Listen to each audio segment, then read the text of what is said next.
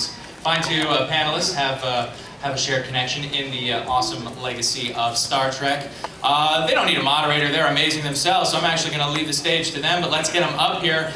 Ladies first, of course you know her from Star Trek Deep Space Nine, as well as some other amazing shows, of course, like The Dead Zone, and of course one of my favorite sci-fi cult films, Cube, amazing movie. Let's get her up here, Nicole Deboer! Wasn't Cube?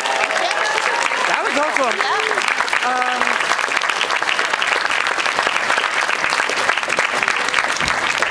And joining here the guy who plays Mike Hamill on Red Green was in it too. The Doctor from Star Trek Voyager, also the voice of Johnny Cab in Total Recall, amazing. Stargate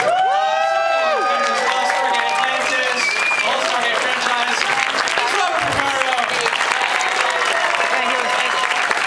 He was all three SPs. You're very welcome. Well, if I can ask you one question before I leave the stage, which I think we should open with. Have a seat, by the way. I'll get on in a second. Robert and I agree. We don't like the sitting down ones as much. Oh, okay, we like to sort of. Yeah, we're gonna wander. We'll probably stand behind the podium once we. Okay, great. I'll get out of your way. But let me ask you this: It is so serious that way, you know? Yeah. It is this year the anniversary, the 25th anniversary of Star Trek: The Next Generation.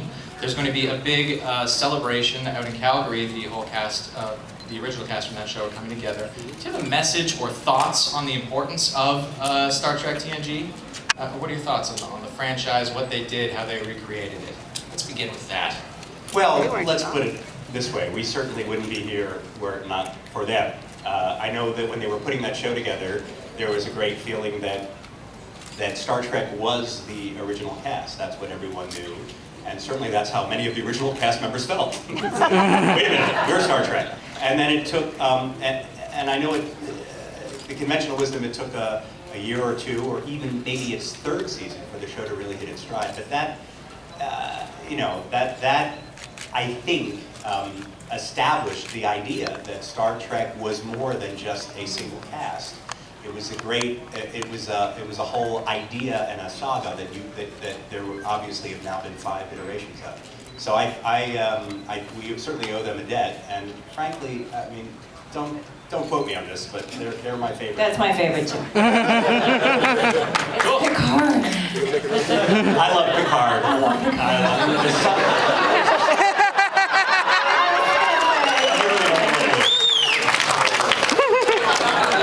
It's good luck to do that, ladies, by the way.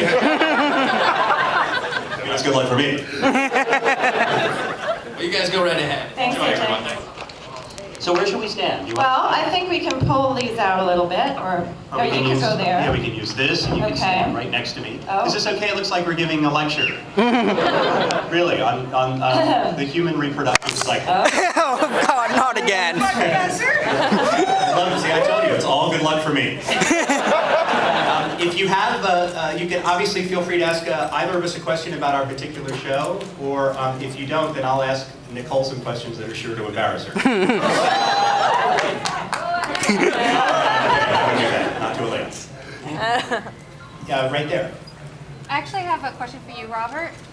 You recently did a really great guest spot on Supernatural, where you played Not Nice Fairy.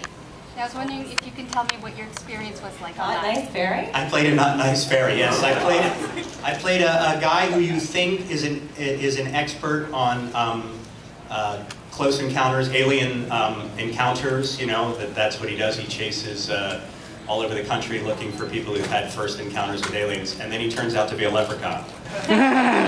Or a leprechaun man, as I call it. And yes, it was great because I got to beat the crap out of Jared Padalecki, which was cool, because he could kill me with his bare hands. But I had a stick. And I wanted to be on that show forever because my 2 daughters, especially my younger one, Gina, are huge fans of that show. So my stock at home went up quite a bit when I got on the show. However, I've noticed that I'm one of the only actors that they haven't had back. So other than you and me, I think nobody else liked me. Why they had, unless you all write in now, and I mean now, go. I'm likely that I won't be back. That's cool though that you were on that. That's a good show. It's a great show.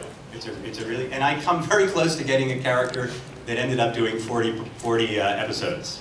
I won't say who that is because he's. You know what? I will say who Why that not? is. Why not? There's a wonderful actor named Kurt Fuller. Kurt Fuller played one of the. I think you think he's an angel, and then he turns out to be a demon. He's Jared Padalecki's boss.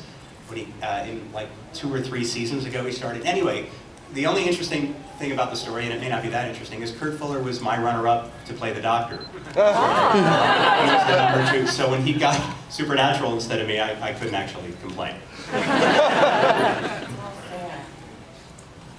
Do you want to add? I'll be the pointer. Yes. I have a question for you, Robert. If you had to pick an episode from Voyager that you could do over and over again because it was so much fun, which episode would you pick and why? This is not fair. You know the answer to that. The Doctor's Daydreaming, where the Doctor changes his program. So there's a scene in the briefing room where all 3 of our female cast members throw themselves at me. Jerry Ryan propositions me by a pad. Roxanne has her naked foot rubbing up against my ankle under the table. And then Kate Mulgrew places my hand on her lower back vein, which is the lowest lower back vein. Felt great to have my hand on the seat of power. Good experience. I would reshoot that episode every day. I also think I sketched Jerry Ryan in the nude in that show. Yes. Which was the producer said, what would some of the Doctor's fantasies be? And I'm afraid I answered that question too quickly. It's a little too revealing.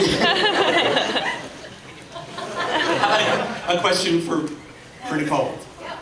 Yes? There you go. Hi. Hi, what's your favorite memory of DS9?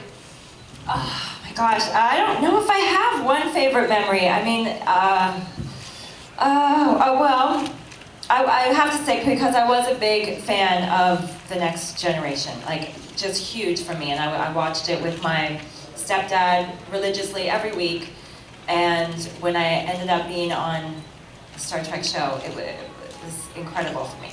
So I would have to say it hit me after I did a scene with Michael Dorn where we were kidnapped on some planet and we had our kiss, right? And I walked away from that scene after going, oh my God, I just kissed Worf. That is so cool. And painful as well because he's got the Klingon teeth in, so you have to be very careful. We do one version where you're coming in for the kiss and you can see his teeth, and then we do another version where he takes his teeth out. Both are hot. You're welcome, Michael. I don't remember getting to kiss a woman 15 years younger than me on camera in Star Trek. I don't think that happened. He's a lucky guy. That was a good thing. Although Kes kissed me on the cheek once or twice, right? Yeah. Cheek? Yes. Kes was 19 and I was 42, so I guess I should have complained. Neelix, Ethan Phillips has a joke that, Kes is 3, but she looks 1. I said it's a sick joke, but I have to attribute that to him. Sounds like Right through there, yes. Let's both answer that. Do you want to both answer that? Do you still keep in touch with Voyager people, or just with people? I do. The Voyager men get together for dinner at a very nice steak restaurant about twice a year. Oh, I heard about that. And it's called the Voy Boys, we call it. And the last time was about 2 months ago. Only Tim Russ couldn't make it because he was recording. The rest of us, chronically unemployed that we are, were there. And there were some pictures that were put up on the internet. It was like a little reunion, so you could find them somewhere on Garrett's page. And then the ladies, I saw Jerry Ryan when I did Body of Proof. I saw Jerry on that, even though we had no scenes together, about 3 months ago. And then Kate has just arrived in California to do her second season of her Adult Swim show. So I will see her in the next 10 days. What? Kate is starring on an Adult Swim. You ever hear of Oh, I Adult thought you Swim? said swing. You can tell what Nicole's thinking about. I really thought you said swing. Adult swing show, They don't have Adult Swim here, right? You don't know what that, I mean, it's Comedy Network has a nighttime show with, it used to be just adult-themed cartoons, now it has live-action shows. And Kate is on a parody of it's like 24 and CSI put together. And she's very funny on it. She plays the director of Homeland Security. And the show is called NTSF SD SUV. And I don't have any regular steak dinner party, but I see people on conventions, different conventions, in Germany, in England, wherever, or sometimes on the plane. One time I saw Jerry Ryan on the plane. She didn't know who I was. And we were both in first class going from LA to Vancouver. This was years ago though. And I think she was a bit sick. I think she had a cold or something, poor thing. And she was asleep. And I was next to her. And don't tell her, but I went in real close like this. She is beautiful. I went right up close to her. I was like, that is a stunning woman. Yep, don't tell her. She has good skin. Good skin. I've only seen some of it. Very good skin. The man in the hat. Yeah, I have a question. It's actually being forwarded from Montreal.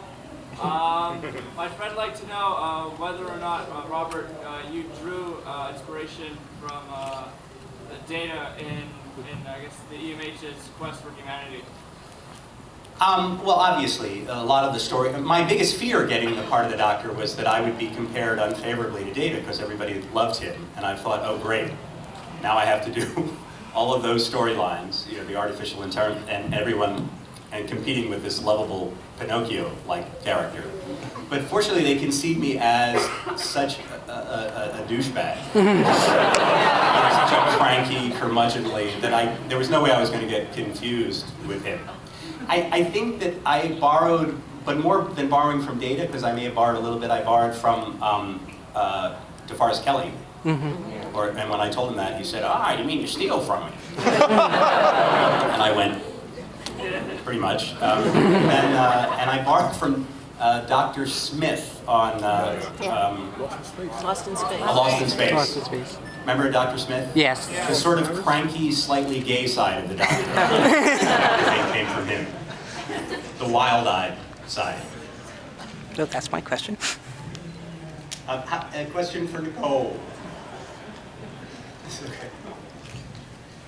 Yes? How difficult was it replacing Jadzia Dax? How difficult was it to place Jadzia? I mean, it's kind of of course. Yeah. Well, there are a lot of people who loved that character.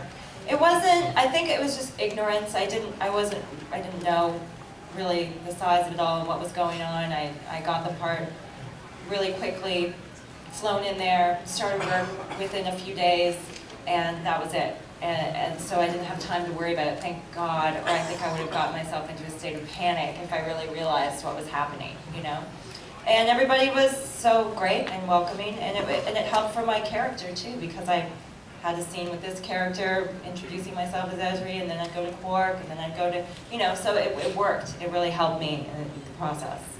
It was quite easy, I have to say. That which was lovely, which is a tribute to how wonderful everybody else was, all the other actors. Yes? For Nicole, though it also applies to Robert, a lot of your career now has been science fiction genre, film and television. Do you find that that's been a blessing in your career, or have you sort of have that idea now that that's the type of parts you're presented with? That's a really good question. Yeah, a lot of my career now is sci-fi based. And, I think for a minute, back when I was younger, I was concerned, is this going to, have a stigma now that I only do sci-fi? But really, I mean, it is a blessing. It truly is, because I have an amazing fan base, and that gets looked at when I'm cast in things. And sci-fi is cool. Hello. And it's everywhere now. It's not just, you know, it's huge movies, huge. You go to Comicon now. When I first used to go to Comicon, it was nowhere near the size now. There's Paris Hilton there going to parties at Comicon, which would not have happened. It's super cool now, you know. So I love being part of it. I'm proud of being part of it. I'm a nerd myself. So yeah, I see it definitely as a blessing. I have a wonderful fan base, and it helps me a lot, and it's great. Thanks. I agree. I think science fiction fans are the most loyal fans in the world, second only to Canadian science fiction fans. Yeah.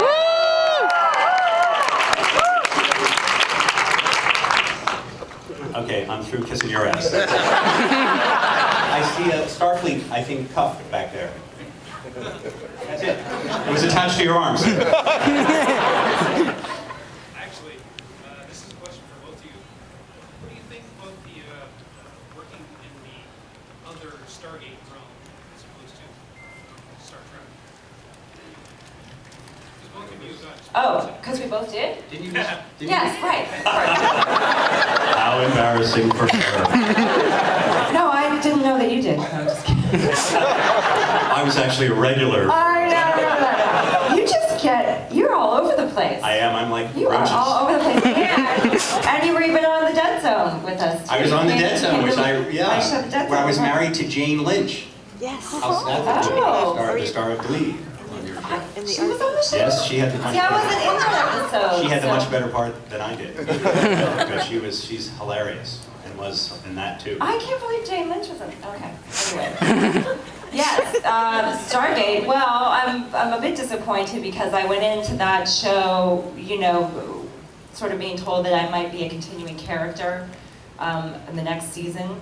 So, and then you know they did this thing where they had a whole female away team. So you've got a bunch of actresses who've all been told that one of them might be on the show next year. So that's really fun back at the trailers. Just kidding, that was great. We got along great. But we were all kind of hoping, and then unfortunately the show didn't go. But I would have been thrilled to have been on Stargate. That'd be great. I was hired. No, I loved it. I was hired as a one-off to be a complete jerk, a guy who came in to assign blame for a tragedy that had happened. Heroes Part 1, which Saul Rubinek was a guest star on, was so good, and it was 10 minutes long. And they didn't want to cut it, so they needed 35 minutes of filler material. And they thought, and they wrote this whole other plot where I came in to assign blame for the death of Dr. Fraser, sorry, Charles Rothery's character. So I'm brought in, and everyone hates me. I have no personality. I'm a complete sort of just asshole. And but the producers liked me. They chatted me up off camera. They liked me, and then they decided to have me back. But they had already created this guy that nobody liked. So every time they had me back, I was still a complete asshole, but I had one new redeeming quality. Like the first time they had me back, I was a complete asshole who meant well. Then I was just Saves puppies. then a complete asshole who meant well, who knew he was an asshole, who knew nobody liked him. And then they would keep redeeming me, and then eventually, 5 years later, I was the commander of the Atlantis expedition. They called and said, we're gonna make, I said, wait a minute, guys. I'm a jerk, I'm a coward, I have no leadership skills, and I run away from danger faster than anyone else. How are you gonna make me the leader? They said, don't worry, that's our problem. So I thought it was great. Spin doctoring in politics. Yeah. That never happens in real life. Exactly. And you know what?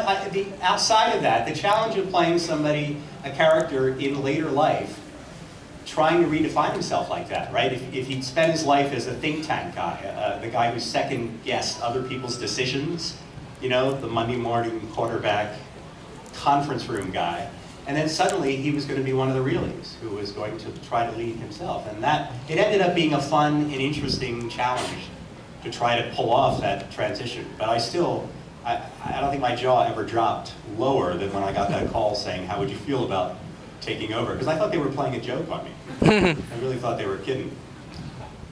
Yes, sir. For both of you, who from each of your casts would you like to work more with? Did he get a lot of scene time? That's true. I always loved working with Cole Meany because he just makes me laugh, and I think he's awesome.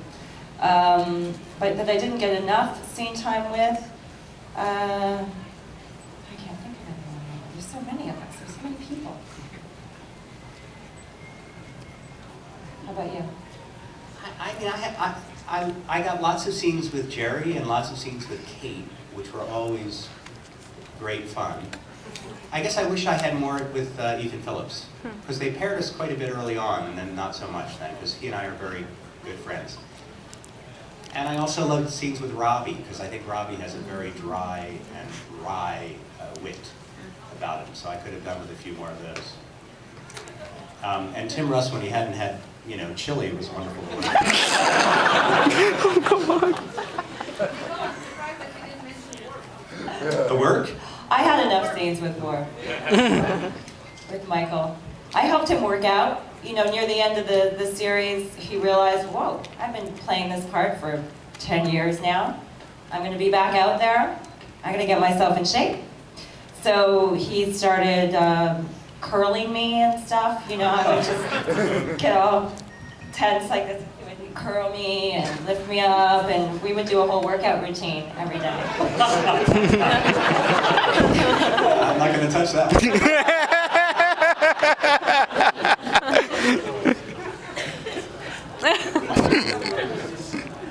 I heard that. Oh man, he looks great. Because he became vegan. Yeah, Michael looks great. You've probably seen him on Castle and all that. He's very trim now. And not that he wasn't trim before, but he was beefy. I wonder if he started waxing. Again, I'm not going to touch that. Yes? Well, what's on your, professionally speaking, what's left on you guys' bucket list of things you guys want to do? Bucket list, a professional bucket list. Professional bucket list. Work together, obviously. Yeah, that'd be nice. Yeah. Now, this is the first time we've ever been on stage together. And I did guest star on her show, but we had no scenes together. So that would be one. I'd just like another job. But that's a good one for the bucket list. I feel the same way. It's nice to have a steady job. I mean, the fun, when you look back on your career as an actor, I think we appreciate the variety, but a lot of times you're getting variety without much security. Yeah. So it's nice to have both, too. And if I know I enjoy the sense of family when you're on a show that runs a number of years. And I feel lucky to have been on, 3 different TV series over my career, but it's always nice to have a regular excuse to get out of the house, especially when my wife always has 3 or 4 things she'd like me to do that. And I would say, too, that I would really like to be on another sci-fi show. I mean, there's lots of types of great shows, obviously. But often I'm going out for the girlfriend part, which is really tedious after a while. And so I find in sci-fi, you get a lot more to do, and women get a lot more to do, and you're a lot stronger. So I really enjoy doing that. So I would be quite fine if the next job was another sci-fi show. About right in the front there. The lady next to you I was pointing You to. were talking to the woman in front of me at the autograph line and asked her to ask you to tell a story and think about AI. I was asked what the most embarrassing job of my career was. I will tell you really quickly.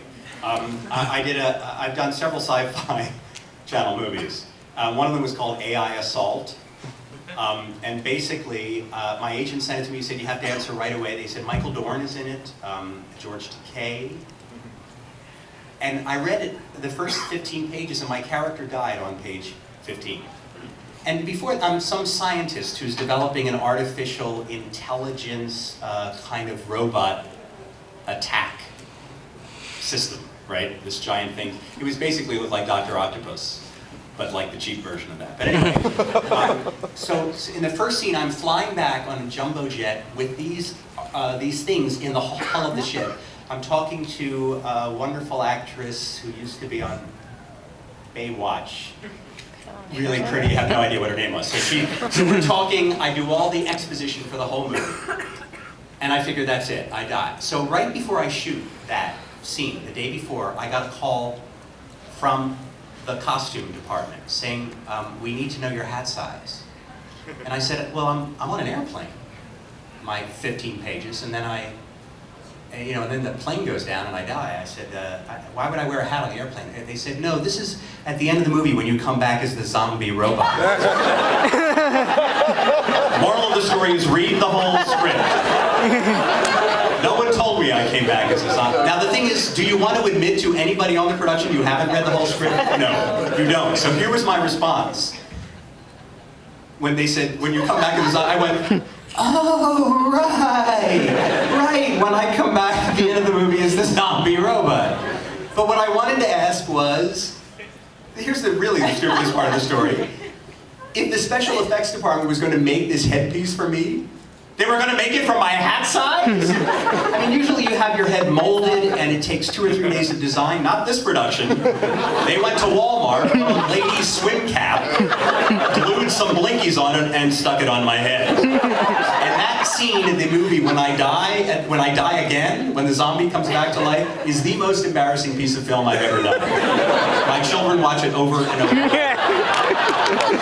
It is completely humiliating. I'm walking like this. Anyway, so now you can all look at it. But I will say I am guilty of not reading the whole script when I do some of these movies, right? And it's from the wardrobe ladies that I always find out what happens. Because you have another change. Always, because she'll say, okay, and she'll call me and I'm in the middle of the day, okay, yeah, let's go over the script, let's go over what I'm wearing. Okay, she says, and I'm thinking maybe not a skirt, for the scene where you're hanging from the building, with your son. I'm like, what? Yeah, that's where I find out what I'm doing, this wardrobe ladies. And now this gentleman, since I didn't. Have you ever tried to create your own projects, take up the directions or scriptwriting for both of you? I have a pilot right now that I did not write, but it's based on a character. I do an internet character named Alfonso, that some of you may have seen. Alfonso is the world's leading authority, one person's side. World's leading authority on fine wine and extramarital sex. Sort of like a way over the hill Italian gigolo with a wig and a smoking jacket and a heavy accent. And I give you advice on your sex life, which I really emphasize you don't take any of that advice. But the character is so fun and silly and so embedded in like the early 70s. He's like a swinger that never died and never went away. That we based a pilot on him that is being pitched around right now and is quite. It's like a workplace comedy in a dying men's magazine.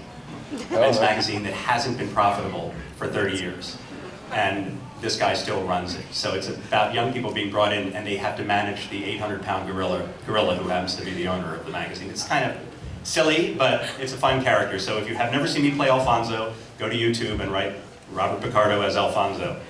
And it is R-rated. If you're under 12, don't do that. That's a real bummer to hear. Because I too have a YouTube show called Alfonsi. And I too. You're a porn star. That's not fair. Yeah, the gentleman right in the front there. Were there any I'm a doctor lines that didn't make it into the show? No, I did pretty much every I'm a doctor, not a blank you could do. I did that at my audition. I think that's why they cast me. I ad-libbed. I'm a doctor, not a nightlight. After seeing 900 actors who play this part for that cheesy joke, they hired me. So I highly recommend cheesy jokes. No, I heard that they wanted the part to be funny, and they had 9 lines to audition with, and there really wasn't much there. So I did ad-lib that, not realizing that it was a DeForest Kelley ripoff. I just did it because I thought it was funny that this very technological, advanced thing, if you left him on, it was like forgetting to shut the light off. So I just thought it was. Wait, sorry. So that's what they had you do? No, that's what I did. I did it as an ad-lib at the end of my audition, and you don't ad-lib on Star Trek. It's like the biggest no-no in the world. You never ad-lib. No. If you have it's fine to have a spontaneous idea on Star Trek. No, if there's you like have 6 producers right there checking every word. Exactly. So if you have an idea, have it 5 days in advance. And then if they like it, they'll write it in, but you never do anything on the spot. Or we never do. No. because they have very tight control of the show. And understandably, they think that something that comes up off the cuff might seem too contemporary, might take people out of the idea that this is 300 years in the future. But they don't like you to outlive. So the fact that I outlived at the audition, you would think, would have been a major no-no. But that was the last time I got to do it. Yes, in white? Yes. Okay, my question for you is, as being the doctor, like you created a journey of having someone who was just a hologram to do the basic job, but over time you had a journey of emotions, and one of the best shows I saw you on was When You Meet Your Creator. How was that, like filming that, and what did you take from that experience? The one where I met Dr. Zimmerman, the programmer? Yes. That was that was my story idea with my partner. I think I'm the first actor they ever gave a story credit to. There's a favorite play of mine called I Never Sang for My Father, and basically we ripped that off. No, I just thought it would be fun to have a father-son drama where the father was an engineer and the son was a technological creation, but they had still the same issues with each other. The engineer was disappointed that his offspring had not turned out the way he thought it would, right, and was not as successful. If you remember in that, there had been 5 other iterations of the Doctor by that time, because the first one had been such a failure, my version. And then the son, from the son's point of view, he's like, I am unique, I have exceeded my programming, I'm a unique individual, look what I can do. So it was basically that, and then I got to play all those scenes with myself, which was great, because, I'm an actor I've always wanted to work with. And also, what did you take from it? I've got a question for Nicole. Here. Yes. Hi. My experiences on Kids in the Hall. Okay, yay, Kids in the Hall! Really cool because it's really an honor to have worked with those guys because they always play all the female parts. So for them to have actually allowed a woman to play one of the parts was a treat. And when I first worked with them, I was 18. It's a long time ago. And I just had to basically make out with Bruce McCulloch, be his girlfriend Laura, the rocker. And it was great. And we did live shows at CBC. We did 2 shows a day. And I was in their dressing room with them, and they had a monitor in back in the dressing room, so they'd see how the audience was reacting. They'd come running in, and they'd be taking off their clothes and their bras. They're all stuffed, and their pantyhose, and they're pulling them off, and they're seeing how the audience was reacting. And it was really a treat. And actually, I'm still friends with them. Dave Foley is a good friend of mine, and their comedy they're just so talented and brilliant and funny, and I think they're great. And I'm just so honored to. I was in the movie with them as well. They're hilarious guys. Thank you for that, because they should be noted. They're amazing. This is actually for both of you. I'm wondering if you have a favorite non-Star Trek experience acting-wise. If there's one job that you just really liked that wasn't Star Trek. I had a theater career in my early 20s. I did 2 shows on Broadway, and the second one was a play with Jack Lemmon, who had been a major star and an idol of mine for many years. I played his son, and we premiered the show. The first place we did it publicly was here in Toronto at the Royal Alex Theatre, which is a very historic venue. Then we went to Boston, then we went to Broadway. And I would say spending basically a year with Jack Lemmon was an experience as an actor that I have never, with all the wonderful things that have happened to me, I've never exceeded that. Not Star Trek or not? Well, anything. It's all good. I've been acting since I was 9 years old, and really, I just love to be on a set. It's just a treat to go on a set. There's that family thing. Everybody's there doing it for money, but because they love it. Actually, a good question is I really enjoy doing indie movies where people are there doing it not for the money. Because there's that camaraderie and people going that extra distance who want to be the best props guy they can be, who want to be the best focus puller, want to be the best, and there's a real camaraderie to that when you believe in the script. and you're all there for the love of it, that's when it feels really, really special, for sure. Hey, Jay. Can I ask one? Yes, go ahead. About Cube, that was kind of an independent. Yeah. Did you realize how awesome it would turn out when you were filming it, or were you like, this is a weird movie about being trapped in a cube, I don't get it? No, Cube, well, I will say I was really excited to get it because I had only done television up to that point, and so I was pretty excited about, well, that's not true, I did Prom Night 4, but really? I consider so Cube compared to Prom Night 4, this was a film. I was like, no, I'm doing a film. So I was pretty excited, but the budget was very low. It was very low, very tight. But I'd heard Vincenzo was an amazing director. He came out of the film center, Norman Jewison's film center, and he'd won that year to do it as a feature film project. So yeah, it was pretty special, but I had no idea. And huge in France, I think, because of its sort of existentialism to it. So it's very big. I was actually having a hot dog on Melrose in LA, and there were these 17-year-old French boys like staring at me and giggling at me. I was all by myself eating this hot dog too. And they were giggling and looking, and I thought, this doesn't make any sense. So I passed them, and then they stopped me and they asked me if I was from Cube, so it was pretty cool. I'm proud of it because it was done at such a low budget, and the effects are amazing, and it's become a big cult classic, so yeah, I wouldn't have expected it. And I actually made money in the end. That rarely happens too, because they pay you the minimum and then they tell you you're going to get money with points in the back end, and you never see that money. But with Cube, we actually did, so it was pretty amazing. Thanks. Yes, with white hat. Were there any pranks on set that were quite memorable over the years? You know, my guys were pretty tired by the time I got there.